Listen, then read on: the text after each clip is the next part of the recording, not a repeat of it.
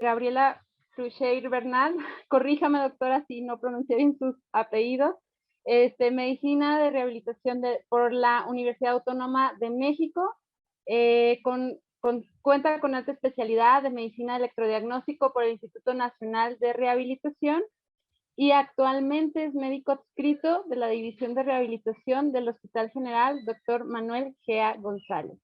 Ella amablemente nos va a apoyar con el tema de electrodiagnóstico en síndrome de túnel del carpo, donde nosotros pues vamos a aprovecharla y va a haber unos pequeños minutos al final para preguntas, pero pues serían como muy seleccionadas.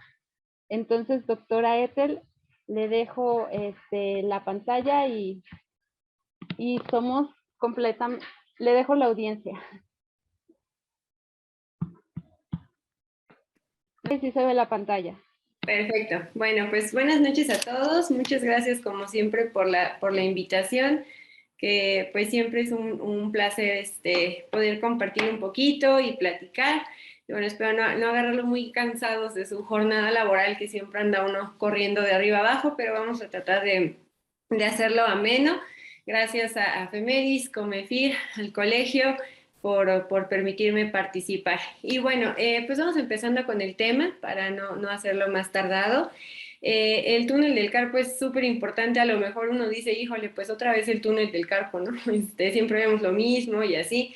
Sin embargo, creo que es una patología muy importante y el pan de todos los que hacen electro día a día y aparte de los que ven consulta día a día, y es muy importante saber tanto del lado de los que lo hacen, pues cómo hacerlo mejor, cómo no hacerlo tan simple o sin información importante o vacío, un estudio, pues sí, un estudio vacío que no nos dé mucha información más que lo que ya se sospechaba que tenía el paciente, y del lado de los que no lo hacen pero atienden pacientes de este tipo, pues saber qué es lo que me tienen que dar en un buen reporte, qué puedo información yo ganar con este tipo de estudios. Entonces, bueno, sabemos que no me voy a meter mucho en clínica, ni fisiopato, ni nada, porque no es como el objetivo del tema, pero pues sabemos que es una neuropatía, que es de las más comunes, si no es que de la más común de atrapamiento del nervio periférico y que compromete al nervio mediano a nivel de la muñeca, donde está el túnel carpiano, y todo esto en resumen se da por un aumento a la presión en el canal carpiano que evidentemente compromete al flujo sanguíneo y por efecto mecánico pues ocasiona los cambios que más adelante iremos evaluando por diversas causas, que puede ser tanto uso repetido como factores de riesgo como diabetes, hipotiroidismo, artritis, fracturas, etcétera, que nos pueden causar elevación de la presión a este nivel. Y bueno, sabemos que el espectro de síntomas es muy amplio, aunque lo del libro son las parestesias en los 3 primeros dedos de la mano, que puede haber debilidad, no siempre, o en casos más avanzados, con dolor de tipo neuropático, debilidad, caída de objetos, en la noche se despiertan los pacientes con parestesias, con el típico signo en que agitan la mano, y entonces disminuyen los síntomas. Sin embargo, todo esto no siempre correlaciona con los hallazgos que se tienen en los estudios de electrodiagnóstico, por eso no siempre es suficiente con la única clínica de decir, bueno, pues sí tiene túnel del carpo, sí, pero ¿qué tanto? ¿Qué tanto lo tiene para poder saber cómo guiar nuestro tratamiento o nuestras decisiones? Sabemos que nuestro nervio, si nosotros incrementamos la presión dentro del canal carpiano, lo que va a suceder cuando llegamos a 20, 30 milímetros de mercurio, va a comprometer a la fibra nerviosa, dañando sus capas desde la más externa hasta la interna, que incluso puede llegar a causar edema de epineuro y endoneuro, que son las capas más profundas. Y ahorita ya me estoy saltando la parte de la mielina, que es la parte que recubre al nervio, por eso sus primeros cambios ya veremos más adelante, al ser mielina, pues se retardan sus tiempos de conducción. Conforme se va aplastando más, empieza a comprometer el resto de las capas del nervio y entonces empieza a hacer bloqueos de conducción por la compresión localizada, focalizada, segmentaria, que eso es muy importante, que es algo que voy a recalcar en toda la exposición y por lo tanto lleva a los síntomas que ya hemos descrito previamente. Ahora, ¿por qué la necesidad de electrodiagnóstico? Bueno, primero es una de las herramientas y más al final, la última diapositiva, pues veremos que tenemos otras opciones, pero hasta hace no mucho era la herramienta con mayor sensibilidad, con mayor poder diagnóstico para un síndrome de túnel carpiano. Por lo tanto, pues es importante entenderlo, saber cómo hacerlo, cómo entenderlo. Nos ayuda muchas cosas, obviamente los médicos que nos lo mandan para realizar el estudio, pues ya tienen la idea por clínica de que existe este diagnóstico o es su sospecha principal, pero bueno, pues nosotros con el electro podemos, uno, confirmar que sí está afectado ese nervio, que está afectado a ese nivel, que no solamente podemos decir, está en túnel, sino podemos decir el bloqueo de conducción está localizado a tantos centímetros de la muñeca, ¿no? Y entonces ellos ser más específicos en su tratamiento, por ejemplo, quirúrgico, ¿no? Los cirujanos plásticos. Nos ayuda también como un diagnóstico diferencial, porque ya veremos que hay patologías que se sobreponen, que coexisten o que se parecen en sintomatología y al momento de realizar el estudio podemos decir, no, pues esto no es un túnel del carpo y podemos empezar a rastrear para dar un diagnóstico y ayudar a hacer diagnóstico diferencial a los médicos que nos envían a los pacientes. Nos ayuda también a saber sobre pronóstico, no es lo mismo una lesión leve con afección únicamente de las capas más externas como la mielina que una lesión que ya tiene un compromiso, un bloqueo, un daño axonal y que tal vez la respuesta a tratamiento no sea tan favorable como en estadios más iniciales. Por eso también al ser un estudio que detecta cambios tempranos, pues nos puede ayudar a realizar tratamientos específicos más tempranos. Y también nos puede ayudar, aunque en menor medida, a valorar respuesta a tratamientos que hayamos realizado. Tenemos una parte especialmente dedicada para platicar de esto. ¿Por qué hay tanta investigación o tantos artículos? Porque la realidad es que salen y salen y salen. Muchos son muy, muy repetitivos, pero por ahí hay información que van agregando o que van dando más peso a ciertas pruebas a lo largo del tiempo. Una es porque es el atrapamiento periférico más común que se evalúa, ¿no? Por medio del electro. Hay unos estudios que en alguno incluso reportan que hasta un 32% de los estudios que se realizan son inapropiados. Es un alto número para hacer una patología frecuente entre la población y que a mi criterio y yo creo que el de todos, pues que tiene un tratamiento muy específico y que si se detecta, pues se hace, se corrige, se hacen medidas, férulas, ergonomía, terapia, cirugía y tienen buenas evoluciones y se detectan bien y a tiempo. Sin embargo, ese 32% es muy alto. Entonces, esto hace que los diagnósticos muchas veces sean incorrectos o que sean retrasados cuando las personas no son tan finas en sus diagnósticos, en sus exploraciones electrofisiológicas, pues al único que se afecta es al paciente, retardando en su diagnóstico, alterando o cambiando decisiones terapéuticas, retrasando tratamientos que puedan ser necesarios como el quirúrgico. Los resultados pues pueden variar demasiado si nos tardamos en hacer un diagnóstico o si es equivocado, como yo he visto varias veces, lamentablemente, el gasto de recursos hospitalarios y del paciente, porque muchas veces hay pacientes que tienen, sí, su túnel del carpo, que es leve, pero a nadie se le ocurrió explorar cervical y resulta que tiene una radiculopatía marca diablo y entonces lo operan del túnel, el paciente ya gastó, el hospital ya gastó y el resultado no es bueno. ¿Por qué? Porque hay una compresión más importante en otro lado. Entonces es muy importante todo esto, considerarlo. Más tiempo de discapacidad y convalecencia para los pacientes, que los síntomas puedan ser persistentes en el caso de que el diagnóstico no sea el adecuado o no se haga el tratamiento adecuado por el estudio que nosotros estamos enviando. Encontraron en este estudio que 14.5% tenían menos de 2 estudios sensitivos. O sea, imagínense, hay quienes hacen estudios en donde solo estudian el mediano, o sea, les mandan pacientes para túnel del carpo y se quedan en eso, en decir, hago el mediano, está normal, no tiene nada, ¿no? 10.6% tienen menos de 2 motores, de 2 nervios motores, entonces tampoco hay un punto de comparación para hacer lo que vamos a hablar más adelante de las técnicas y comparaciones intrínsecas. Y 6.1% simplemente se iban a aguja y no tienen nada de neuroconducción, entonces sí es algo preocupante lo que está reportando estos estudios de Muscle and Nerve, que trabajan en colaboración con la NEM, en donde pues evidentemente es un foco de atención al ser una patología frecuente con gastos de recursos hospitalarios y con impacto en la funcionalidad del paciente.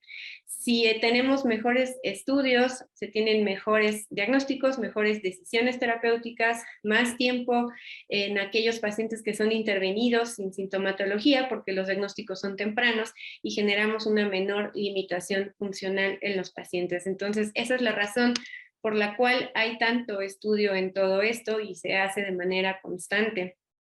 Si nos vamos a niveles como más básicos o comunes del electrodiagnóstico, la NEM es como quien más nos rige, nos pone o nos propone el protocolo básico a seguir, porque finalmente ellos mismos mencionan, bueno, dependerá de la clínica del paciente y la evaluación, y lo voy a decir siempre y lo volveré a decir, somos médicos, no técnicos, entonces es variable los protocolos, pero esto es lo mínimo indispensable que nos pide la NEM. Una es la conducción sensitiva en muñeca, y que si está normal se debe de hacer del otro lado, aunque en lo personal y en la mayoría de los estudios, si no es que en todos, siempre hacerlo bilateral para poder hacer comparaciones, aparte de que es muy alto el porcentaje de casos bilaterales. Si el PANSS mediano, es decir, el potencial sensitivo es normal, tenemos que hacer una comparación a través de la muñeca, porque como veremos más adelante, las técnicas y los criterios y diversos autores nos dicen, hay que confirmar que esa alteración del nervio no es algo generalizado, sino que solamente está en el segmento en donde involucra al túnel del carpo.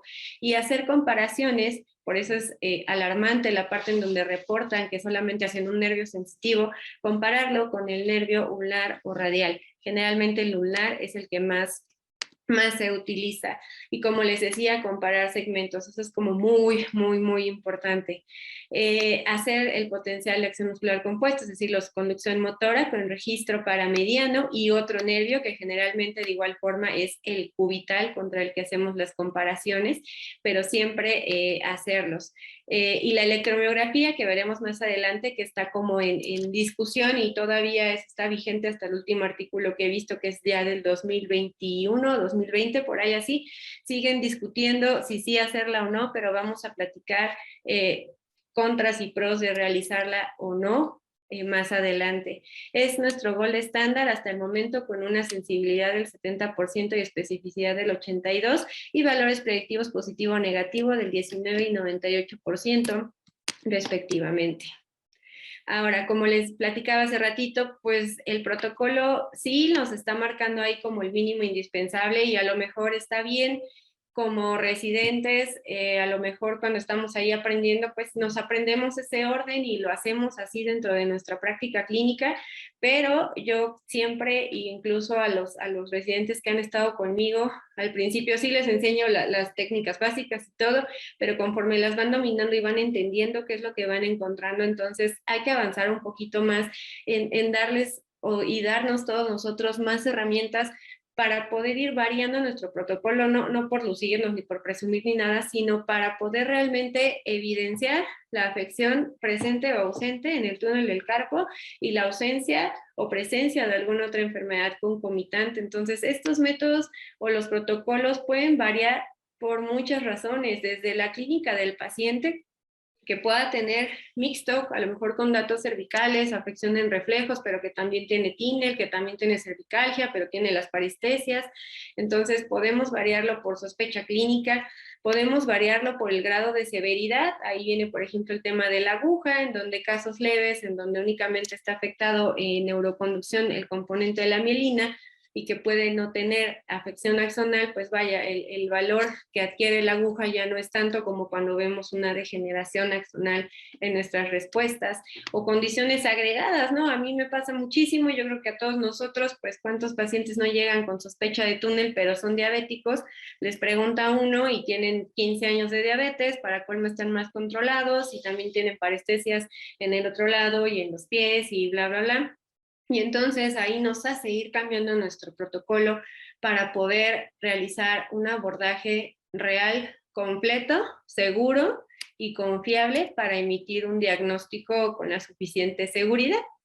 Ahora, finalmente, y como creo que más adelante lo puse también en una diapositiva, pero lo voy a mencionar desde ahorita, Recordemos que todo lo que nos enseñan de electro, todo, los motores, los sensitivos, las Hs, las Fs, miografía, que si el PAM, que si la unidad motora, la interferencia, todos son herramientas. O sea, no es como una radiografía, ¿no? De que, ponte ahí, pues ahí alguien que la interprete va a poder ver todo lo que en esa radiografía salga en ese momento, sino que son herramientas en donde bajo nuestras sospechas diagnósticas, porque vuelvo a lo mismo, somos médicos, no técnicos, grandes diferencias con algunos laboratorios que lamentablemente los hacen técnicos los estudios, es que podemos buscar. Con esas herramientas podemos tratar de encontrar lo que creemos que tiene el paciente, nosotros y el médico que nos lo está refiriendo.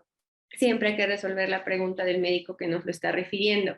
Y aquí con el túnel del carpo es importante recordar un poquito que finalmente se trata de un bloqueo. Se trata de un atrapamiento, se trata de un sitio focalizado en donde se da una disminución de la conducción y entonces, pues como en cualquier otro tipo de estudios, tenemos nuestras herramientas de la parte sensitiva, el potencial sensitivo, la parte más delgadita, por decirlo de una manera muy coloquial, y las fibras más gruesas, que son los potenciales motores, ¿no?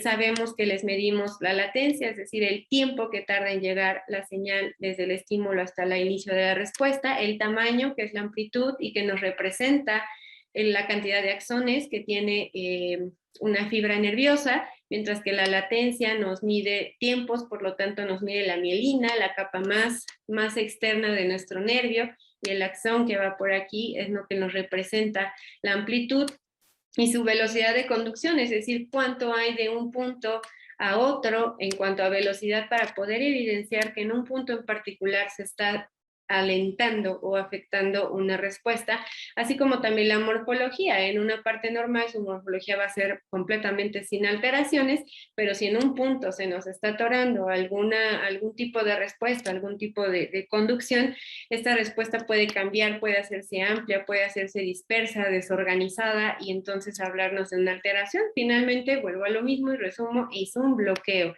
Si tenemos un túnel del carpo, sin hablar todavía de pruebas especiales ni nada por el estilo, lo que tendríamos es que en un bloqueo completo, verdadero, a nivel de túnel o de cualquier punto, de cualquier nervio, nuestra amplitud caería en este punto, nuestra latencia se alargaría en estos trayectos y nuestra velocidad entonces se alentaría en ese punto exactamente. Entonces los sitios de al lado van a estar con sus valores conservados, aunque también a veces puede haber un poquito de baja de amplitud porque por el tema que ya alguna vez se ha dado de reacción neural al daño, se da un punto de afección, puede recorrerse por degeneración axonal contigua, pero finalmente prácticamente están conservados sus tiempos, ahí no se está atorando la información, se está atorando en un solo y único punto, que en este caso que estamos hablando es el túnel del carpo, y es en lo que se basan pues las técnicas y los criterios que al final vamos a hablar de lo que se pelean diferentes autores que hay que buscar o no. Ahora, en técnicas habituales, lo que hacemos de libro, lo que hacemos de residencia y en estudios muy express, donde a lo mejor, bueno, no lo considero adecuado, pero habrá quienes hagan en 15 minutos o digan, no, yo me tardo 10 minutos en un túnel, ¿no? Pues bueno, a lo mejor si es muy evidente, pues pudiera llegar a ser, pero en general hay que darle más detalle a este estudio.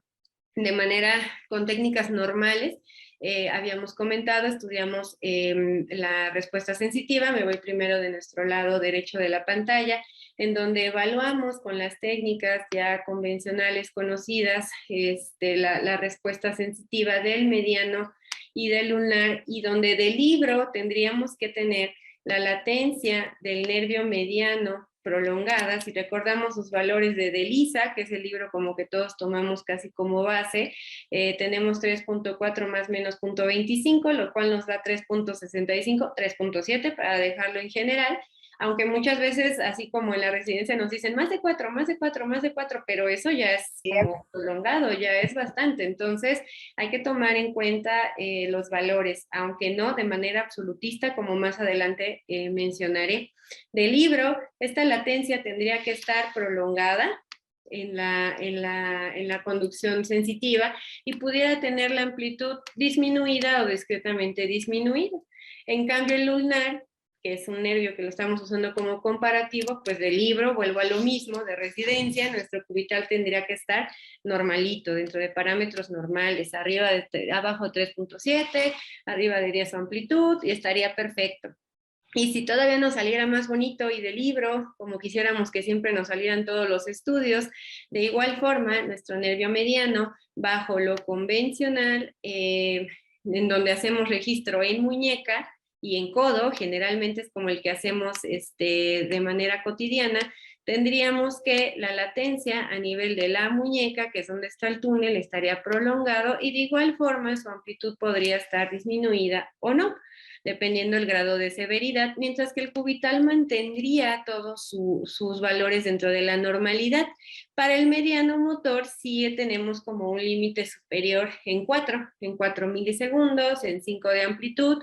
Sin embargo, también tenemos pruebas o comparaciones intrínsecas que hacen la comparación contra el lunar y entonces esos valores ya no se vuelven tan totalistas. Ahorita lo estamos hablando porque estamos hablando de un escenario ideal, académico, en donde el paciente no tiene ninguna otra cosa, su clínica es muy pura y pudiera ser muy evidente. Esto es lo que de manera como periquitos todos nos aprendemos siempre. Sin embargo, pues la vida real nos complica a veces las cosas y entonces tenemos que aprender técnicas y otros índices de comparación que nos ayudan a determinar cuando esto parece estar normal, pero el paciente tiene sintomatología. El paciente nos lo mandan porque el médico tratante cree, o ustedes mismos creen, que tiene un túnel del carpo, que tiene algo que le está generando esos síntomas. ¿Qué pasa si es normal? Dejarlo así no sería muy profesional que digamos, y entonces es ahí donde vale la pena aventarse un clavado al resto de las técnicas que vamos a platicar. Ahora, hay por ahí algún artículo que nos habla acerca de si puede estar normal el sensitivo, los potenciales sensitivos y afectados los motores. Por ahí hay un par de artículos que nos dicen que sí, y sí, por variaciones anatómicas, en donde las ramas sensitivas se le escapen, por así decirlo de manera coloquial, hacia el paso a través del túnel. Sin embargo, estos casos pues son los mínimos y si llegáramos a encontrar un caso así, pues siempre además de un túnel también hay que pensar en otros diagnósticos. Recordemos que el túnel es de característicamente y principalmente o casi siempre afectado sensitivo y motor. Primero lo sensitivo, luego lo motor. Pero más que pensar en variaciones anatómicas, que aunque sí ya vimos que puede suceder, si eso llegara a pasar, les llega un paciente y empiezan el estudio y lo sensitivo está normal, pero tiene síntomas de dolor, de debilidad, de parestesias, etcétera, hay que pensar en otros diagnósticos en donde el sensitivo pudiera estar conservado y los motores afectados, como una radiculopatía, otro tema completamente aparte y diferente, pero hay que pensarlo en completar el estudio, no dejar ir al paciente como que, no tuvo el túnel, ahí nos vemos, ¿no? No, o sea, sí hay que tratar de llegar a un diagnóstico. Una enfermedad de Asta, en donde también, por ejemplo, ELA, esclerosis lateral amiotrópica, lo sensitivo está conservado de manera típica, aunque tiene sus variantes, claro, pero los motores están afectados, o un síndrome de salida torácica, en donde también pudiera haber compromiso y por tanto hay que hacer diagnósticos diferenciales, pero la respuesta es sí, pudiera, casos muy esporádicos, a mí lo personal nunca me ha pasado, en donde lo sensitivo esté conservado. Ahora, eso es como muy de libro, como les decía. ¿Qué pasa cuando solo nos basamos en un valor de un libro? Cuando nos volvemos médicos en donde, es que no tiene más de 4, entonces no tiene túnel. Cuando tiene, digamos, casi todos sus nervios sensitivos que hacemos en valores muy limítrofes, pero el paciente está súper sintomático y decimos, no, pues no tiene, porque el libro y el numerito dice que no tiene. Cuando nos vamos solamente a un enfoque técnico en donde decimos, es que a mí me dijeron que solo hiciera mediano y cubital y como todos están bien, pues no. Y aunque tenga síntomas, pues me vale, ¿no? No tiene el túnel del carpo. ¿Qué pasa cuando no se complementa el protocolo diagnóstico ante una sospecha cuando no aumentan sus pruebas, cuando no buscan mejorar la sensibilidad de su estudio, cuando no hacen diagnóstico diferencial y muy importante también de un solo lado, muchas veces también ahí hay muchas respuestas, aunque no es como lo 100% principal, pero sí es importante hacerlo de manera bilateral, porque hay veces en que de un lado está súper normal su valor, pero hacen el otro lado asintomático y ese está todavía más rápido en su conducción. ¿Qué pasa ahí? O sea, se pudo haber ido a un diagnóstico en donde sí está presente, pero como parecía estar normal, pues ya no hicimos más. Y el paciente va a ir con un resultado en donde no se comprueba, lo dejan un rato a ver qué le pasa, progresa, empeora, más daño axonal, más debilidad, más síntomas y por tanto ya cuando lo traten, pues peores resultados. Entonces, todo eso hay que considerarlo y aunque si bien también existe de vez en cuando un sobreuso en pruebas adicionales, también es cierto que hay un subuso de las mismas y hay que ser críticos en cuándo utilizarlas o cuándo no, y volvemos al punto, el protocolo pues no siempre va a ser exactamente igual, o bien hay quien de plano pues ni siquiera lo usa y simplemente hace un mediano y ya.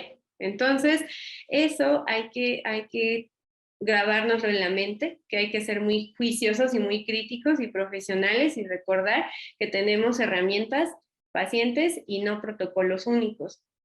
Alguna vez en mi formación, algún médico me dijo, ¿sabes qué? Es que si está muy limítrofe, pues mejor ponle que está normal. Es mejor decir que no tiene nada a inventar que tiene algo y lo operen o algo de manera innecesaria.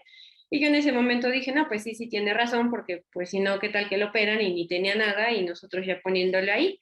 Ahora, a lo mejor no tengo muchos años de experiencia, ¿verdad? Pero ya después de unos 6 7 años, digo, híjole, o sea, sí tiene razón, porque sí es real, o sea, si no tiene, no tiene, o sea, y no tienen por qué hacerle ningún procedimiento, pero cuando de verdad tenemos la suficiente información para nosotros poder decir si lo tiene o no lo tiene de manera 100% segura o lo más cercano al 100%, tal vez nunca vamos a tener un 100%, pero lo más cercano a lo mismo, que no tiene este diagnóstico por el que nos lo envían o que no tiene otro que sea detectable mediante lo que nosotros hacemos en el estudio.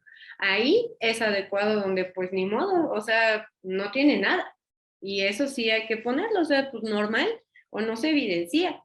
En lo personal, lo que hago cuando me llega a suceder algo así es, ok, hice el protocolo, le pongo abajo un comentario, ¿no? Hicimos el protocolo, no encuentro datos relativos a túneles, hicieron pruebas especiales, todas son negativas, exploramos cervical, exploramos salida torácica, bla, bla, bla, y no hay evidencia en este momento electrofisiológica, y pues se sugiere, de acuerdo a evolución de los síntomas, pues a lo mejor repetir el estudio más adelante, ¿no? Porque sabemos también que por reacción neural al daño, pues puede tardar un tiempo en instaurarse un cambio, pero ahí sí podemos decir, no tiene nada, pero cuando estamos completamente seguros y con suficientes bases y datos electrofisiológicos para decir que no lo tiene. Es muy importante también el control de los factores técnicos, la temperatura. Me pasa mucho y no tiene tanto, hace 15 días que estuvo helando aquí en la Ciudad de México, me pasaba que hacía estudios las primeras horas de la mañana y de repente empiezo yo por ya costumbre propia, por motores, ¿no?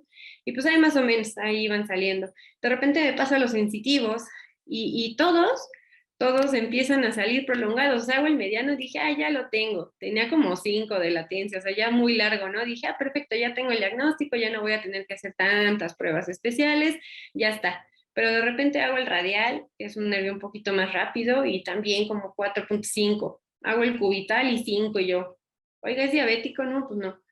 Y las manos heladas, ¿no? Entonces dije, no, pues obviamente me está jugando choco la temperatura. Hay que recordar mucho estos factores en donde hay que tener el control de la temperatura, 36 grados más o menos, térmica en la mano, para poder evitar estas prolongaciones de latencia y de valores que nos pueden jugar chueco y ahí alguien que ni siquiera le hubiera cruzado por la mente lo da como una polineuropatía sensitiva y pues quién sabe por qué, porque la verdad es que ni la tenía.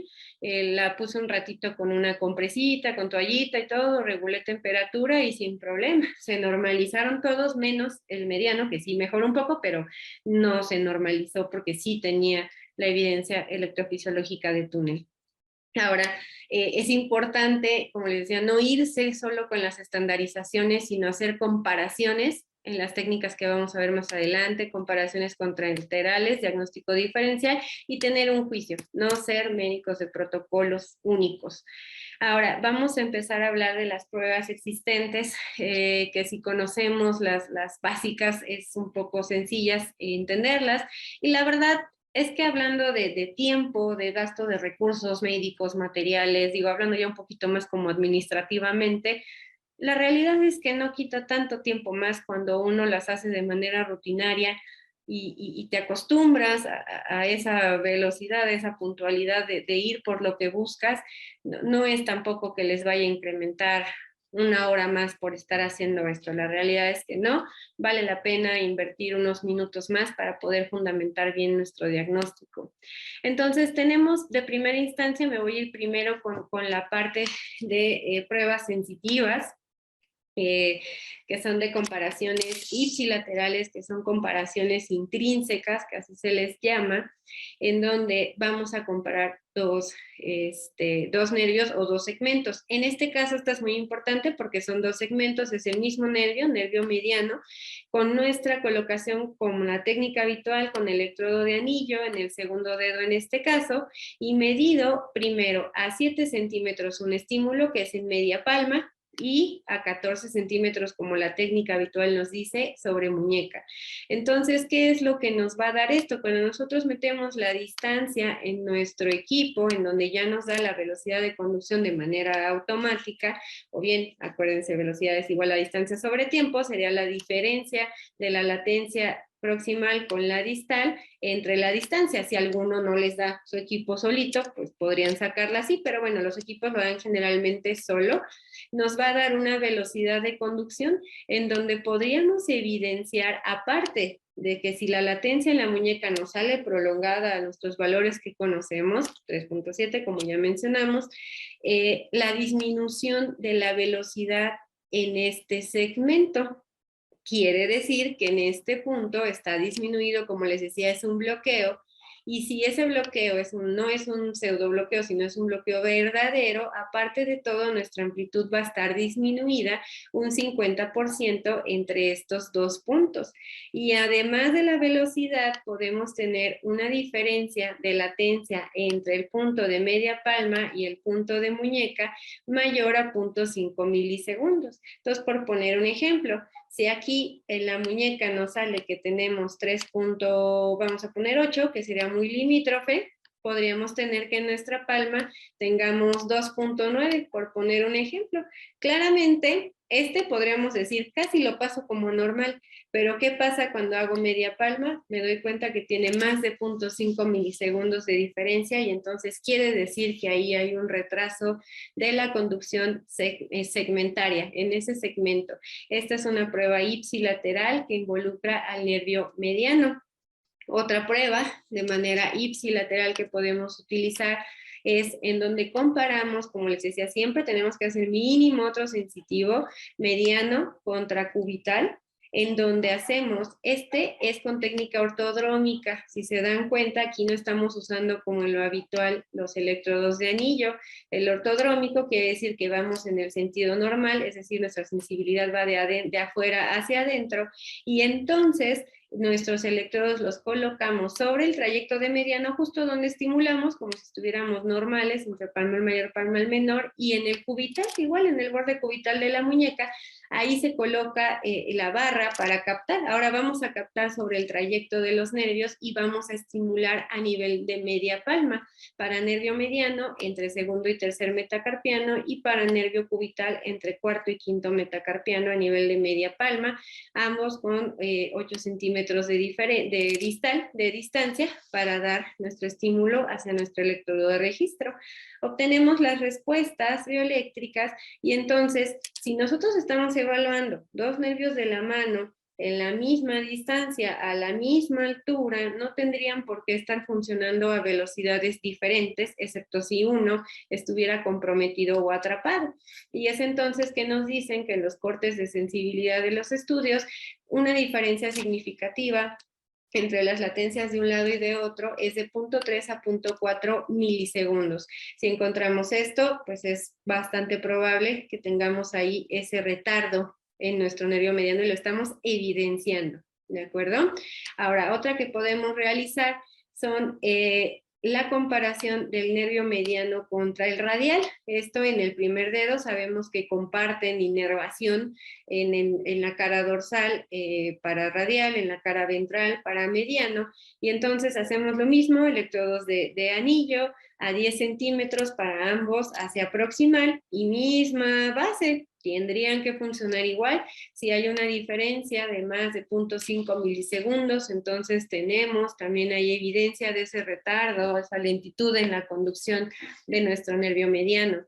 Ahora, hasta aquí, si se han fijado, no me estoy saliendo de las técnicas habituales que todo el mundo conocemos. ¿Cuánto tiempo realmente nos puede quitar hacer primer dedo, radial, mediano, cambio? Segundo dedo, mediano, ¿cómo se llama? En media palma, en muñeca. Y ahorita que vayamos a ver el otro, que es en cuarto dedo para cubital, cuarto dedo, mediano cubital. Realmente no me estoy tardando más en mover los electrodos porque son los mismos dedos que utilizamos siempre para nuestros protocolos, simplemente dando media palma muñeca, mediano cubital, mediano radial, y lo único que hay que hacer es voltear a ver la pantalla para sin siquiera estar haciendo algo muy especial o índices más, entre comillas, complicados, que van a ver que tampoco es muy complicado, ya estar haciendo comparaciones intrínsecas y no únicamente estar basando mi diagnóstico en un valor absoluto de una latencia de un nervio mediano sensitivo. Entonces tenemos aquí en el cuarto dedo, comparte, ya saben, inervación con el cubital, con el mediano, misma base, nada más aquí es a 14 centímetros, como las técnicas convencionales, mediano contra cubital, y una diferencia de más de 0.6, de igual forma significativa. Entonces, desde ahí ya podríamos decir, ay, mira, pues tiene una diferencia significativa contra el cubital, contra el radial, ya tienen 2, 3 herramientas para poder ir fundamentando sus diagnósticos aparte de sus valores absolutos. Ahora, esta es, ¿cómo se llama?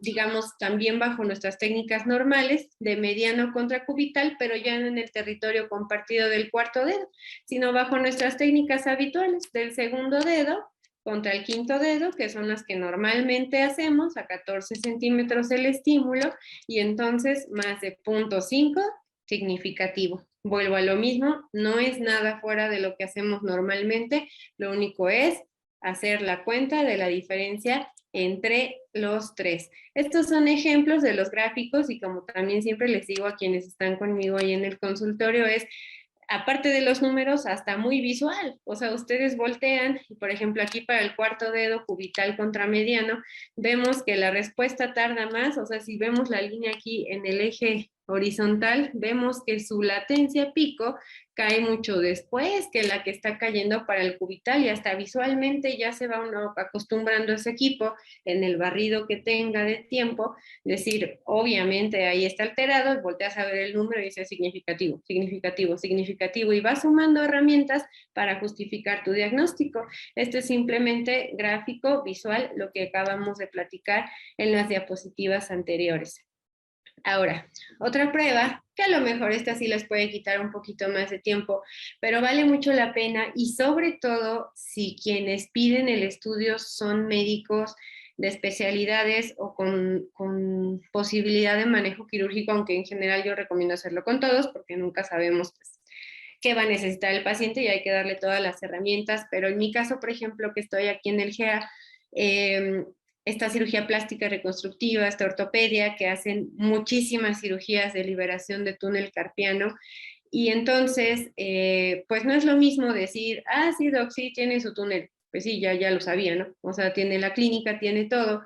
A poder yo decirle, sí, tiene su atrapamiento, pero a lo mejor no es justo en el túnel debajo, sino decirle, sabe que el bloqueo de la conducción está a 2 centímetros, aquí les voy a dibujar, En lugar de decir, ay, mire, está aquí justamente en este punto, por hacer este rastreo de centímetro a centímetro, yo les puedo decir, está justo a 2 centímetros de la muñeca, a 3 centímetros, a 4, a 1, entre tal y tal, o tiene 2 puntos de bloqueo. Y entonces, qué diferente es cuando entran a una cirugía y saben exactamente dónde van a encontrar la mayor problemática, a que si, pues me dijeron que túnel, pues ábrele, igual ábrele todo, porque pues hay que buscar dónde está lo más afectado. Entonces, es muy diferente y eso aplica, y como consejo, para cualquier tipo de neuropatía por atrapamiento o de lesión traumática, fracturas, lo que quieran que dañe un nervio periférico, rastreen.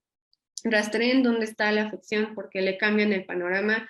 Y ya lo he contado creo que en otras ocasiones y a todos los que pasan conmigo, porque a mí me traumó mucho ese caso. Entré a un monitoreo de nervio periférico, supuestamente para monitorear un mediano y un cubital de un niño que iban a hacer un puenteo para estos dos nervios por una fractura de codo, si no me equivoco, porque fue en codo o no, fue codo.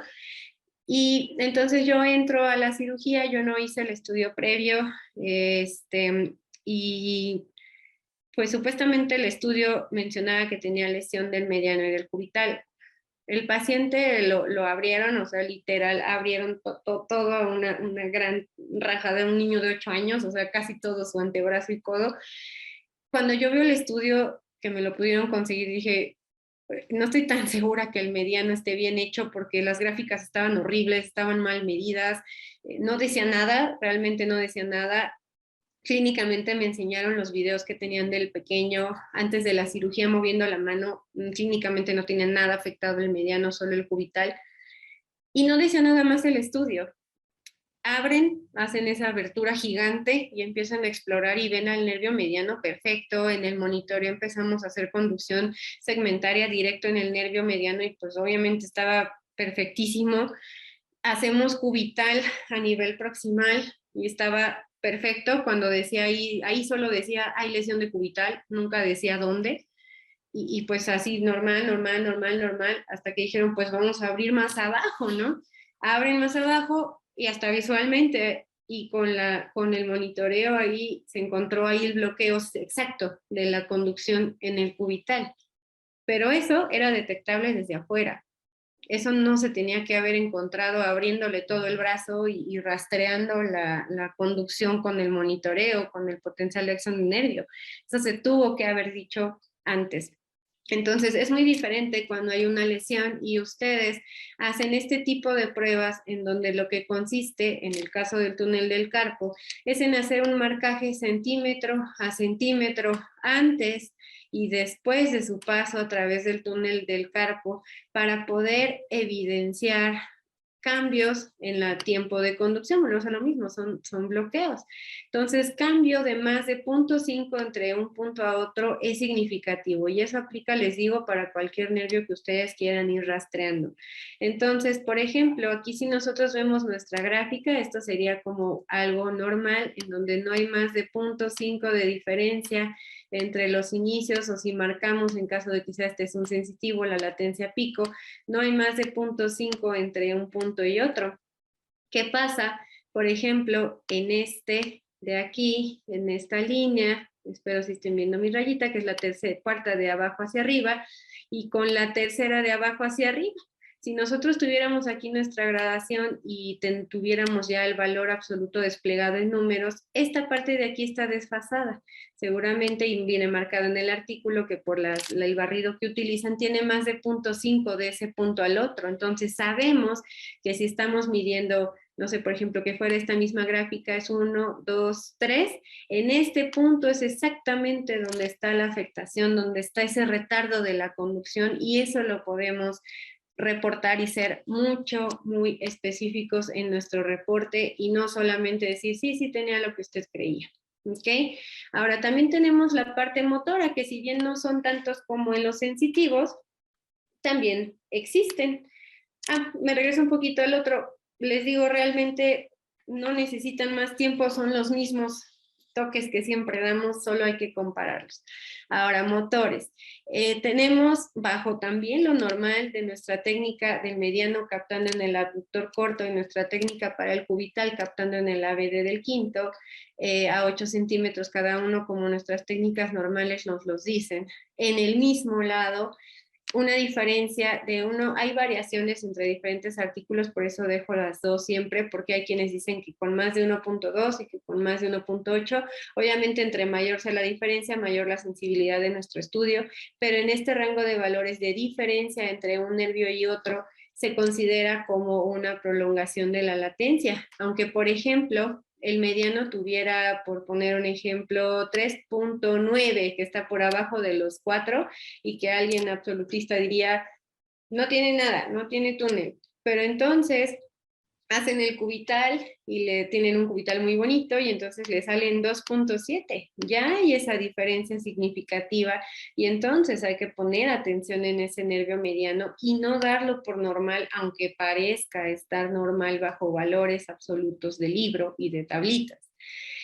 También hay artículos que mencionan la comparación contra el contralateral, en donde diferencia de más de 1 milisegundo entre el mismo mediano son significativas. Y también ahí se pueden ir diagnósticos donde sí podríamos creer que está normal, pero no lo está, y son grados más leves que con una buena intervención terapéutica pueden tener mejor resultado, a que si esperamos a que de verdad esté muy prolongado y le salga un 5 de latencia demasiado evidente. Hay que tener cuidado porque suele ser bilateral hasta en un 58%, por eso siempre es bueno hacer la evaluación bilateral con estos mismos criterios de ambos lados. Ahora, otra prueba que a lo mejor esta sí no es la que siempre hacemos todos, sino que solamente en algunas ocasiones, es las comparaciones iguales ipsilaterales en la misma mano, pero para los intrínsecos son los músculos, para el umbilical, para interóseo, cada uno para su nervio, para mediano y ulnar. El electrodo de captación se coloca entre el segundo y el tercer metacarpiano en el espacio interdigital, su referencia lo colocan hasta la falange media de su segundo dedo, y a 10 centímetros volvemos misma base, misma distancia, deberían de correr al mismo tiempo, pero ahorita ya estamos hablando de un nervio motor, en donde en esa ubicación topográfica la proyección anatómica es de estos dos músculos, deberían de correr a lo mismo, pero si hay una diferencia entre uno y otro de sus latencias de más de 0.4 milisegundos, estamos hablando de alteración. Ahora, ¿cuándo hacemos realmente esta prueba?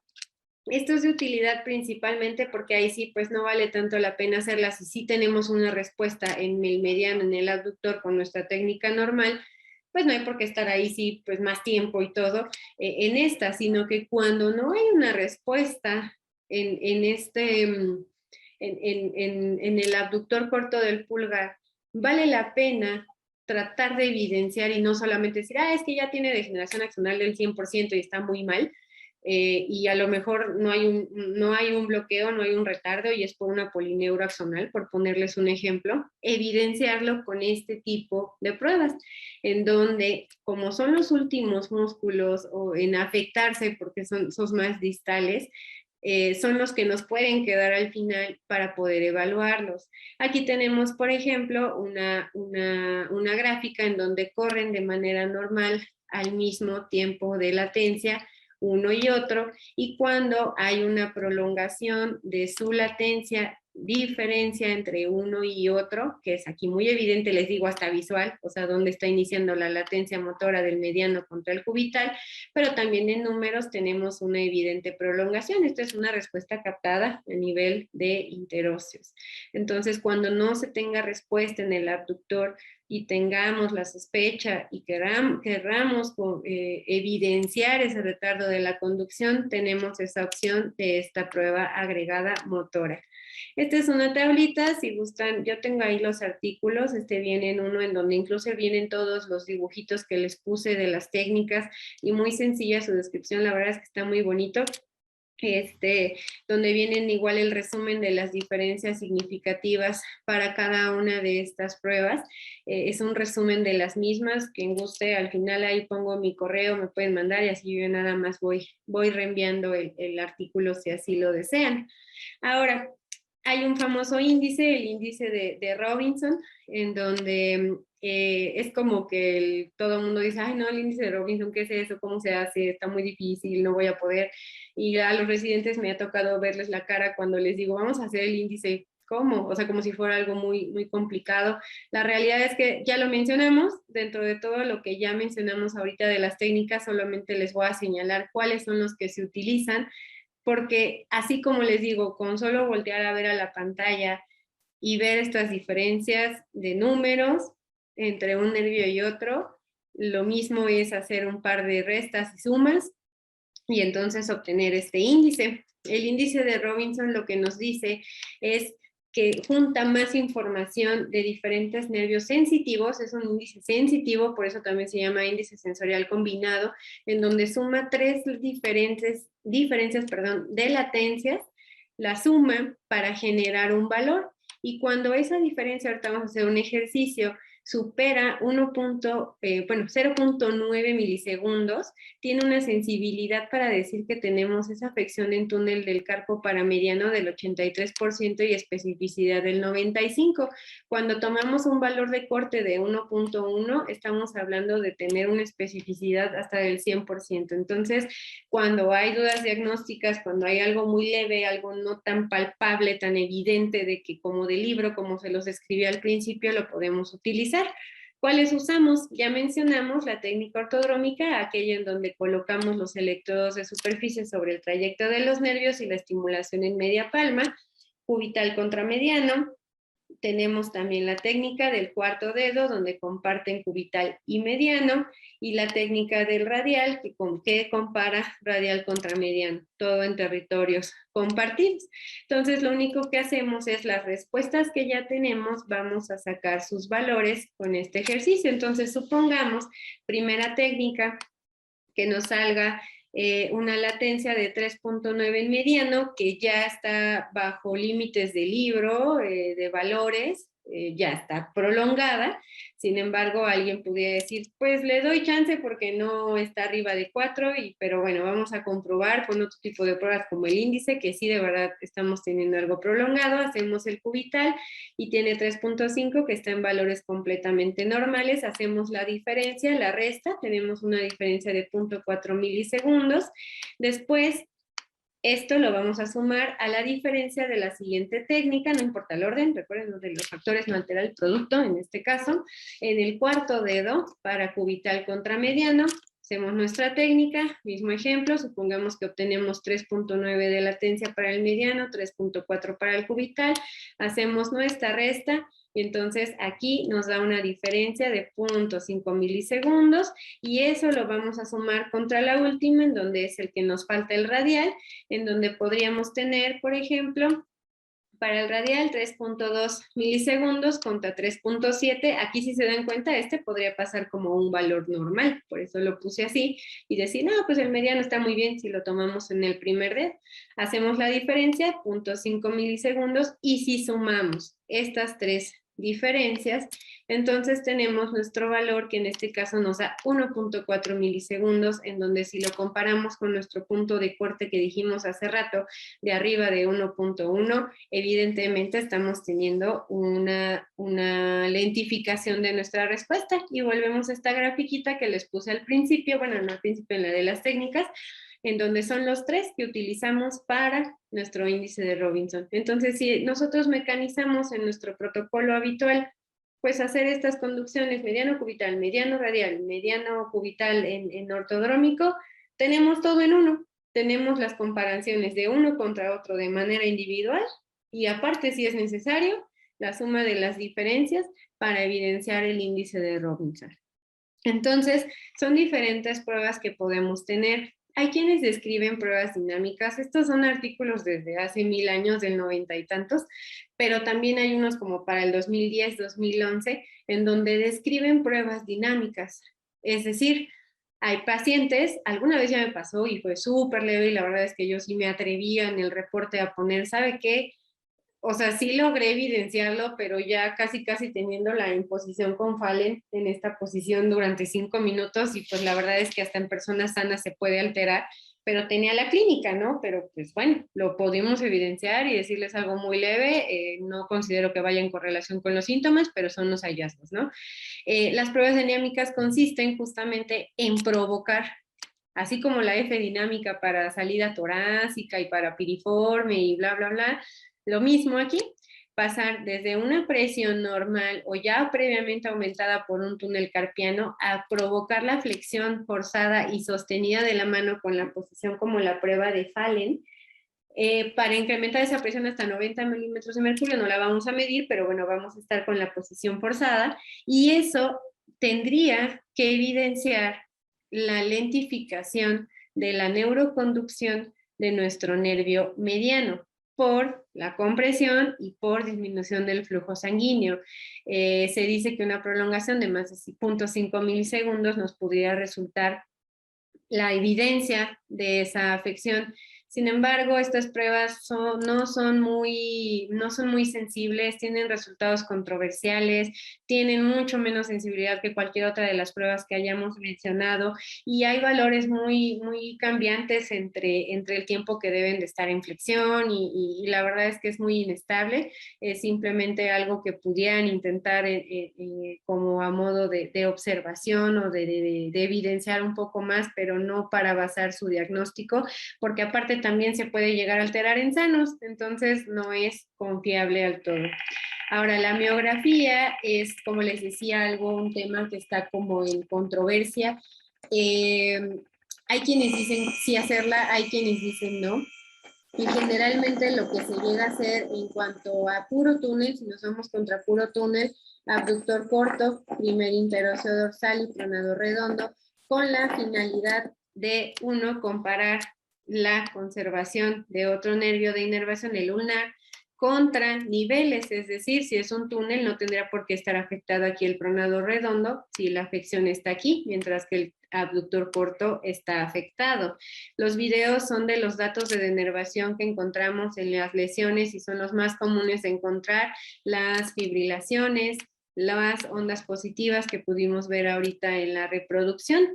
No encontramos cosas más allá de lo que en cualquier tipo de neuropatía, por eso no me meto tanto en esto porque es como tema de miografía como tal, pero es importante mencionar fases agudas, subagudas, la inserción incrementada o ya en fases crónicas con mucha degeneración axonal disminuida o ausente, en reposo, la inestabilidad de membrana, como los videos que vimos ahorita, fibrilaciones, ondas positivas, cambios neuropáticos en donde de manera aguda los potenciales pueden estar aumentados de amplitud, de duración, pero conforme evoluciona la enfermedad y siempre consideren ese tiempo de evolución, su amplitud disminuye, puede ser que lo encuentren así en estadios crónicos y con reclutamiento tardío, como es la característica de las neuropatías y con patrones de interferencia incompletos, en donde su frecuencia de disparo está aumentada, de reclutamiento disminuido y nos componen un patrón neuropático típico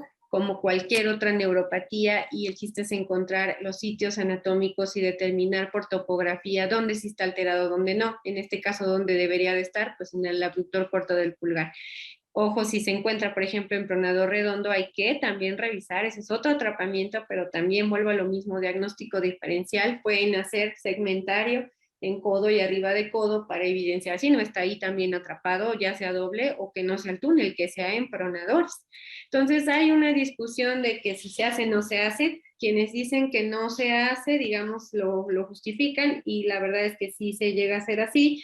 En casos muy leves, como les decía, cuando solamente está comprometido el factor tiempo, el factor mielina, tiempos de conducción, velocidad, pero que no hay afección axonal, que no hay afección de tamaños, la probabilidad de encontrar cambios y de que cambie eso el tratamiento, pues no lo hay, entonces ahí se podría diferir o podría justificarse. Que no existan otras posibilidades diagnósticas también, porque si no se nos pueden ir diagnósticos, que los resultados sean muy claros y ya así muy, como les digo, de libro, de las prolongaciones de latencia, el bloqueo de conducción, ya muy específico en túnel carpiano y que eso no vaya a cambiar su interpretación del estudio. Sin embargo, también hay razones de peso para decir que sí se hace. Uno, para estadificar la severidad, para ver y evidenciar realmente un daño axonal. Cuando el potencial motor está afectado, hay que comprobar si hay o no datos de denervación. Para determinar nivel, también, por ejemplo, les digo, si es abductor, si es pronador, pues ahí tenemos que también ponerlo en contraposición. Y para diagnósticos diferenciales o en antecedentes de trauma, que no siempre un trauma le va a atinar justamente a un túnel, o sea, puede estar en otro nivel. Ahora, como les decía, nos puede ayudar esto a estadificar la severidad. Es importante, como les digo, nosotros a lo mejor muchos podemos agarrar un estudio, nos lo mandan y nosotros verlo, a lo mejor ni siquiera pelamos el texto, vemos los hallazgos y vemos los números y hacemos nuestra interpretación, pero los demás médicos pues, no saben estas partes, no saben ver una gráfica, no saben los valores.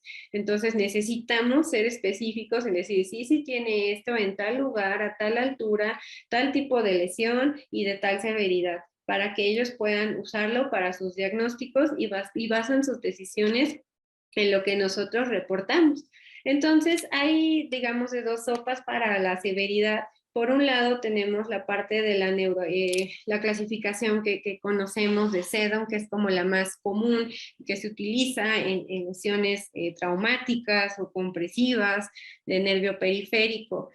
Hay esto, y volvemos a lo mismo, hay quienes la usan, hay quienes no, porque, y con justa razón, algunos dicen que la única forma de decir si se perdió la mielina, el axón completo, incompleto, es por histología, y sí, pues sí, sí, muy respetable también, pero también hay bastantes descripciones bibliográficas científicas en donde hay hallazgos asociados a cada uno de estos grados. Entonces, por ejemplo, la neuroapraxia, que está comprometiendo únicamente a la mielina, si nos compromete a la mielina, pues los tiempos están prolongados, sus amplitudes más bien están normales, no hay un bloqueo completo, simplemente se alenta, pero no baja la amplitud, no es un bloqueo completo.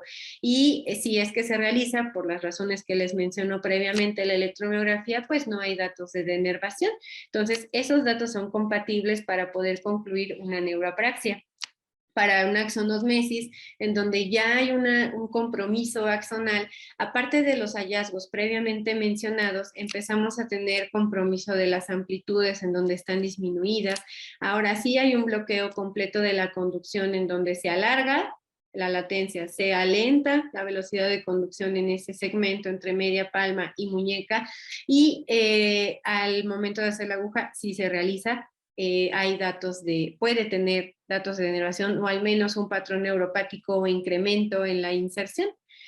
Pasamos a la axonomesis, digamos, severa, porque no podemos decir a franco grado la neurotmesis, que es la que sigue, porque ahí sí, pues solamente agarrando un corte histológico y decir ya no hay ninguna capa de conexión ahí es la única forma, pero la severidad nos la puede dar cuando ya no hay una respuesta del sensitivo, cuando ya no hay una respuesta del motor, o está muy baja su amplitud, o un bloqueo de la conducción supera el 70% de la velocidad de lentificación contra la velocidad de conducción normal, y hay aparte anormalidades de denervación a nivel del abductor corto del pulgar.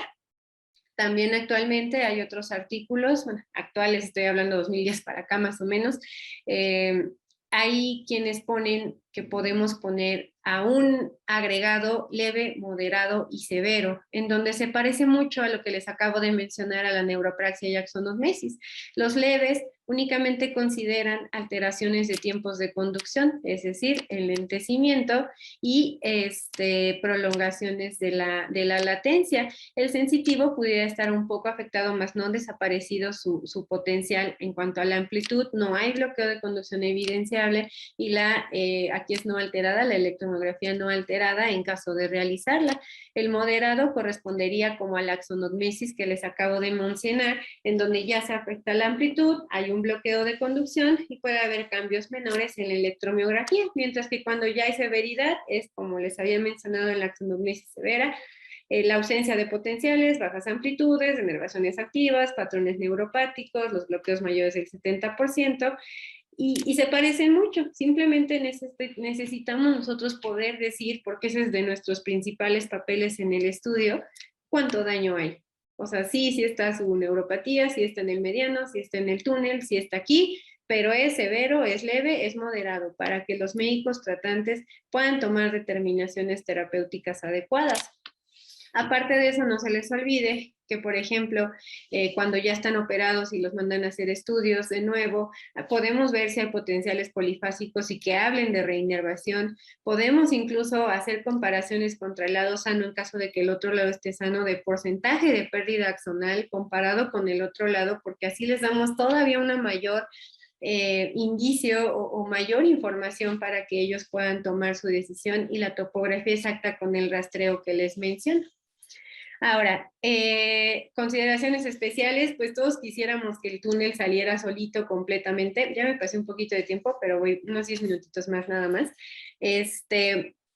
Primero quisiéramos que pues todos aparecieran así de libro, ¿no? Que como les mencioné al principio, pero la realidad es que pues no va a ser así, ahí nos empezamos a angustiar, y también hay que considerar enfermedades concomitantes si ya es una persona operada, y entonces hay que ver eso. Cuando están operadas, no siempre los pacientes, y eso está descrito, regresan a la normalidad. Pueden tener no síntomas, pueden tener mejor fuerza, mejor movilidad, pero no siempre es como que ya se le quitó la degeneración axonal, o sea, es un daño que probablemente venía crónico, y si desde el principio era un daño severo, difícilmente se va a evidenciar una mejoría en ese potencial. Si regresan, hay que considerar diagnósticos diferenciales, si regresan a estudio posquirúrgico por persistencia de síntomas, y los artículos que dicen que puede llegar a haber cierta mejoría no completa van entre sus tiempos de descripción de 6 semanas a 6 meses, que es un rango muy amplio, los cambios de mejoría en los potenciales. Ahora, ¿qué pasa cuando estamos haciendo nuestros protocolos y entonces tiene la sintomatología, signos clásicos y de todo, pero de repente empiezan a aparecer algunas veces todos los nervios chiquitos, amplitudes chiquitas, u otras veces decir, híjole, pues todas las latencias están largas, pero ya no está fría la mano, ni como el ejemplo que les puse, o sea, todo está controlado, lo técnico, ya revisé todo, y están apareciendo cosas que pues no deberían, o empiezan a salir ausentes el mediano, el cubital, el radial, ya reviso todo y no hay cambios. Hay que considerar los antecedentes del paciente, y este ejemplo lo pongo por pacientes diabéticos, que es muy frecuente que tengamos pacientes con polineuropatías que ni siquiera ellos saben que tienen, y nos los podemos encontrar, y eso pasa tiro por viaje. Una prolongación de la latencia, como les decía, no es suficiente. Siempre hay que tomar en cuenta su carácter segmentario, porque esa es la principal diferencia o lo que nos va a ayudar cuando hay una polineuropatía subyacente. Suponiendo que todos los nervios están lentos o que todos los nervios están pequeños, lo único que nos va a poder decir que, aparte de una polineuropatía, que obviamente ya nos va a tener que hacer explorar al menos una pierna más para poder dar el diagnóstico de que existe una polineuro subyacente, porque obviamente su pronóstico no va a ser el mismo sabiendo que hay una afección de base. Son este tipo de pruebas en donde ya las vimos. Hacemos la prueba segmentaria, en donde para túnel y polineuros tiene una sensibilidad del 90% y 81% con los mismos valores de corte, o también las comparaciones del radial sensitivo contra mediano, o la prueba que les mencioné motora de lumbricales, los intrínsecos para mediano y cubital. Entonces, son pruebas que sí o sí tenemos que hacer, y la principal evidencia va a ser si todo está lento o si todo está chiquito, pero queremos saber si aparte existe un túnel, esa evaluación segmentaria para decir, ok, sí está lento todo el cubital en todos sus segmentos, todo el radial en todos sus segmentos, pero aquí aparte está habiendo una prolongación mayor de latencia, una disminución de velocidad de conducción o un bloqueo específico ahí de la conducción. Entonces siempre, por eso les dije, se los iba a recordar a lo largo de todo esto, recordar el carácter segmentario. Recordar que aunque es lo más común, no es lo único. Hay que acordarnos siempre ante sintomatología del paciente que las radículos pueden estar presentes hasta un 6 o 14% de pacientes que tienen túnel y coexistir con el famoso doble crunch, y que estas radiculopatías no son tan evaluadas con las conducciones, pero sí con la electromiografía. Las neuroconducciones pueden ser normales, pero si tenemos sospecha de algo más arriba, hacia región cervical, por interrogatorio, por exploración física, hay que usar la aguja para hacer el protocolo también para cervical, porque puede coexistir. salida torácica es algo también de diagnóstico diferencial, u otro nivel de atrapamiento, como les menciono, pronador. Ahora, a manera de desenredar como las ideas y tratar de aterrizarlo un poco más, es no correr, o sea, sé que muchas instituciones nos dan poco tiempo, pero hay que empezar, hace como hacer maña, ahora sí que es realmente la práctica en donde podemos decir, hago mis tiempos, hago comparaciones y no terminar el estudio si no lo confirmamos, porque se va a ir sin una respuesta ese paciente y si no se confirma el túnel con las pruebas que estamos mencionando, entonces pues hay que hacer diagnóstico diferencial porque si no, no estamos ayudando en nada. No conformarse con que ya salió bien su latencia y decir, pues yo nada más hago mediano y ya que se vaya. O sea, realmente hay que comparar para detectar casos leves, recordar que no somos técnicos, podemos hacer evaluaciones clínicas, electrofisiológicas, son herramientas, como ya lo mencionamos, y algo que un compañero mío dijo y en algún momento dije, ay, qué payaso, pero no, la realidad es que creo que tiene razón. Creo que a los que hacen electro se nos pide más que un estudio, es una opinión, una valoración diagnóstica, porque no hay protocolos. O sea, si fuera así, lo mandarían con cualquier técnico y a ver qué sale y lo interpretaría cada quien con una placa, por ejemplo, aunque también hay sus predicciones y saber pedirlas y eso es importante, pero no es un estudio ni unidireccional ni lineal, y es importante que es una opinión, una valoración diagnóstica más, no es solo un protocolo, es buscar por nuestra propia cuenta y nuestras herramientas un diagnóstico específico o diferencial si no lo encontramos o si sospechamos otras cosas. Hay que dar en nuestros reportes información relevante. Lo demás ya lo sospechaban nuestros médicos tratantes que nos envían, ser específicos en nuestro diagnóstico. Y pues la pregunta que siempre me hacen es, ¿y siempre tengo que hacer todo lo que les acabo de decir? La respuesta es que no, o sea, de manera resumida es que no. Simplemente es cuando hay mucha evidencia con las pruebas básicas y hay un bloqueo evidenciable, pues no hay que estar haciendo Robinson ni tanta comparación ni nada. Son dependiendo de los grados de lesión y los grados de sospecha clínica. Aquí a manera de cierre, antes yo cuando daba estos temas ponía un ejemplo como más clínico mío, pero este me gustó porque hagan de cuenta que es un mini TV Notas de la NEM, ¿es de la NEM? Sí, o de, no, bueno, aquí abajo está no, del Physical Medical and Rehabilitation, porque es una discusión entre Robinson y entre Strakowski. Entonces son dos grandes del electrodiagnóstico donde opinan acerca de un caso y de si es necesario o no hacer algo. Este caso, para no leerlo todo en conjunto, en resumen, es una mujer de 35 años, ingeniera en sistemas, con 2 años de sintomatología, que recientemente en los 2 últimos 3 meses se ha incrementado los síntomas, más en los primeros 3 dedos, se le aumenta al escribir, al manejar, se despierta por la noche, ha tenido dolor cervical, pero no lo relaciona al adormecimiento, no tiene debilidad, no se le caen las cosas, en la exploración no tiene TINEL, solo tiene FALEN positivo, no hay Spurling para cervical, y ha estado utilizando durante 8 semanas terapia física, férulas, adecuaciones ergonómicas y no mejoraba.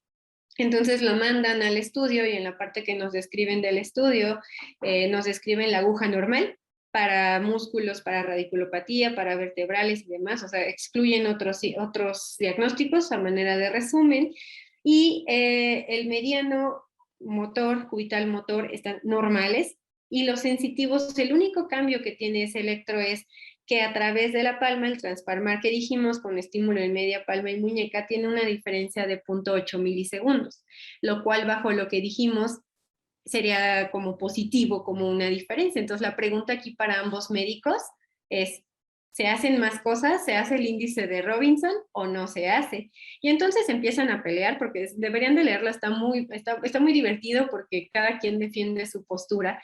Y Robinson nos dice, bueno, es que es mejor evaluar más nervios para yo poder sustentar mejor un diagnóstico. Puede que alguien se equivoque en medir, en poner los electrodos, dónde puse el cátodo, dónde puse los cursores y por eso tener variaciones y no me puedo basar en un valor. Puedo tener más evidencia para detectar lesiones más leves y tener mejores resultados en tratamiento y tal vez en ningún punto llegar a una cirugía.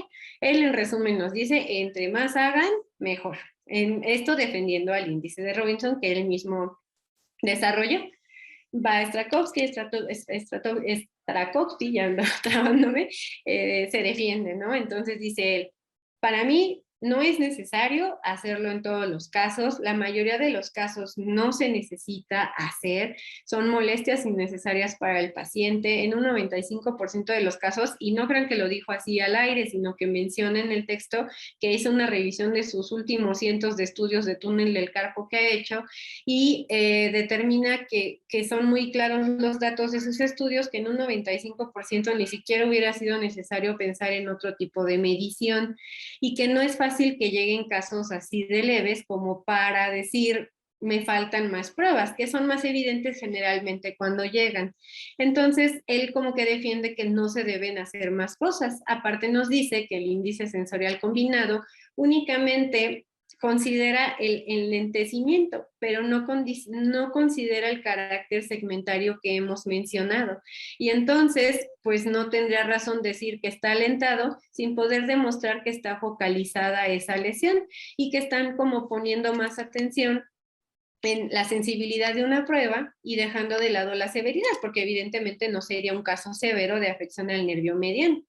Entonces Robinson le contesta, ok, sí, estás bien, pero tienes razón en muchas cosas, pero hay que tomar en cuenta la fisiopatología, en donde antes de generarse un bloqueo que se puede evaluar en una afección segmentaria, podemos ver ese enlentecimiento porque la primera fase es la afección de la mielina y entonces enlentecen los nervios y tenemos un enfoque diagnóstico más temprano. Y después contesta Strakowski que sí o sí se debe evidenciar el bloqueo, que para eso existe incluso las clasificaciones de neuropraxia y axonosmesis, y que con las neuroconducciones es suficiente y debe de combinarse con la clínica. Y que en todo caso, y ahí les va como el gol, en donde pueden tener otra plática después para poder correlacionarlo con esto, lo noquea un poco a mi criterio al decir, si dudo de algo tan leve, preferiría pedir otra cosa como el ultrasonido. Y en las primeras diapositivas les dije que es uno de los estudios que más sensibilidad tiene para esto. Actualmente el ultrasonido tiene muchos índices, mediciones de área que se correlacionan mucho con la clínica, con la severidad y con respuesta a tratamientos, y ya no solo de terapia física, de férulas, ergonomía, que sin duda son importantísimas, pero también de intervencionismo, de hidrodisección y sin siquiera llevar al paciente a una cirugía. Entonces, esta discusión, la verdad es que de manera personal les doy mi opinión. Estoy de acuerdo con ambas partes en 50-50. En lo personal, a mí sí me llegan casos en donde tienen síntomas, pero no hay evidencia súper clara. No son la mayoría. A lo mejor de 10, 3 es de le voy a buscar y le voy a hacer el índice y salen.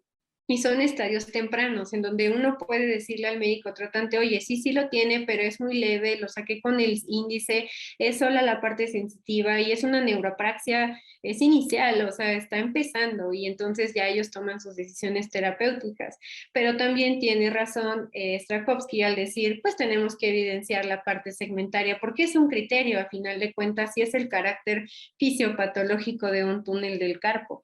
Pero creo también fielmente que si nosotros damos un diagnóstico temprano, cambiamos la vida del paciente, sus síntomas, sus resultados terapéuticos y gastos de recursos del paciente y hospitalarios. Entonces, pues no perder de vista estas razones de que les he tratado de insistir, de buscar más allá de la normalidad de lo que hacemos siempre, y tampoco se les olvide que actualmente tenemos otras herramientas que por separado ayudan mucho, pero que ahora imagínense juntas lo que pueden lograr evidenciar, y creo que es el siguiente paso en la parte de medicina de rehabilitación de electrodiagnóstico y de imagen. Sería o es actualmente una unión magnífica para poder hacer diagnósticos precisos, tempranos y de beneficio para el paciente. pero ese es otro tema, como les digo. Espero, me tardé bastante más, pero me gusta el túnel del Carpo, aparte creo que es algo que hago diario. Espero les haya sido de utilidad. Les dejo ahí mi contacto, mi correo electrónico, mi celular y bueno, el Instagram ahí también por si nos podemos comunicar en esa parte. Estoy como doctora Flu y pues muchas gracias a todos. Doctora Flu, muchas gracias por todo, por su tiempo, por excelente ponencia, por abrirnos tanto conocimiento. Digo, como usted dice, túnel del Carpo es un tema bastante común, lo escuchamos desde el primer semestre de la residencia, pero no deja siempre de darnos las dudas, no siempre deja de ponernos en una interrogante, sobre todo cuando tenemos a los pacientes ahí, cuando nos están pidiendo nuestros colegas que definamos el tipo de lesión, porque al final eso es lo que les va a ayudar a tomar un buen tratamiento. Y como usted dice, hacer la parte preventiva de rehabilitación, que muchas veces obviamos por cerrarnos un poquito en nuestros criterios absolutos. Y pues muchísimas gracias por todo esto. Brevemente, la verdad es que el tiempo se nos fue, ni lo sentimos. Brevemente, hay algunas preguntas en el chat. Muchos solicitan el apoyo de los artículos. Igual, no sé, a lo mejor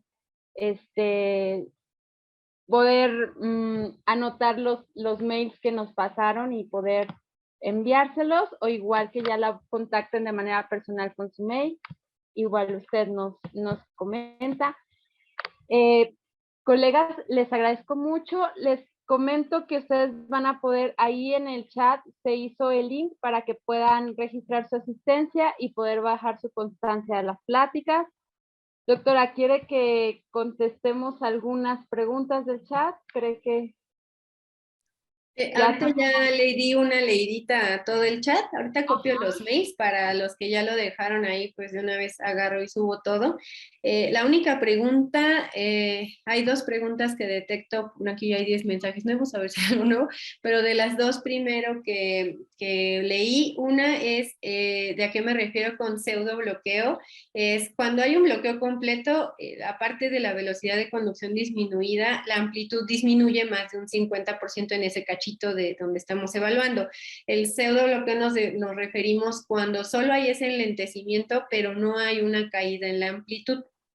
Y la otra pregunta, si no me corrigen, creo que pudo haber quedado contestada con la parte de la polineuropatía, porque mencionaba aquí que en el caso de una polineuropatía en donde el cubital también esté afectado, que si las latencias prolongadas de los medianos pudieran ser parte del cuadro clínico de la polineuropatía. Como mencionamos, sí, o sea, se pueden afectar, pero la forma de evidenciar que aparte de la polineuro, que no es nada poco frecuente, existe un túnel del Carpo, es hacerlo segmentario, de decir, sí todo está lento, pero aparte este cacho se está atorando todavía más y hay una disminución de más del 70% en su velocidad de conducción en ese espacio específicamente. Son las dos preguntas que encuentro aquí en el chat hasta el momento. Muy bien. Pues muchísimas gracias. Muchas gracias, doctora. En serio, por su tiempo, por su espacio, disponibilidad. Y créame, el tiempo se fue volando con tanta pasión. Muchas gracias a todos. Saludos a todos los colegas que nos siguieron de todos los estados. El Colegio Potosino de Medicina y Rehabilitación pues les agradece su asistencia y les recordamos, está en el link, en el chat, el link para que puedan registrar su asistencia y poder bajar sus constancias. Me despido, no sé si la doctora Carmen quiere agregar algo. No solamente un saludo a todos de San Luis Potosí. Muchísimas gracias, doctora, por su enorme experiencia, una clase muy didáctica y pues como dijo la doctora Karina, se nos fue el tiempo volando, siempre un tema muy interesante y usted lo hizo ver mucho más. Muchas gracias, doctora, le agradecemos muchísimo, un abrazo desde San Luis Potosí. Saludos, doctor Rosas, también. Ay, sí, es cierto. Muchas gracias a PEMEDIS por la plataforma y también a Comefir, a la doctora Gaby Legorreta por todo su apoyo. Y pues buenas noches, compañeros. Que tengan un excelente fin de semana. Buenas noches. Hasta luego.